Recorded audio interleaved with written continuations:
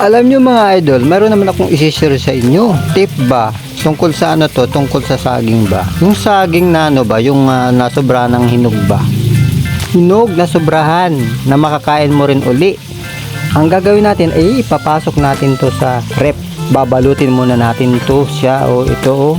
Ano na kasi hinog na yan. Ngayon ang gagawin natin babalutin para siya tumigas. Lalagas natin sa frozen.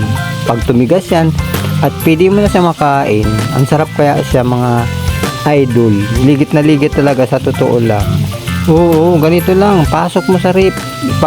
Ibalot doon sa plastic ng ano ba, yung nilalagyan ng yelo. Tapos ilagay dito. Ilagay sa plastic para hindi siya tumagas dito. Yun o. Yung mga saging na sobrang hinog na hinog. Yung hindi pa lumalabas yung ano niya, katas niya. Hinog na hinog. Tapos ang mangyari niyan, pwede mo na siya makain pag tumigas na. Ligit na ligit talaga yan siya. Ayun. Ilang araw, tigas na siya dyan. Makakain mo na siya. Mga idol. Super talaga, super delicious. Super matamis pa, parang ice candy. Sobrang matamis. Saka parang ice cream na siya.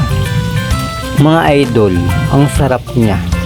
Try nyo mga idol. Kaya share mo na to. Upload kong video mga idol. Oh, ang tamis niya mga idol. Oh, napakatamis. Sobra. Kaya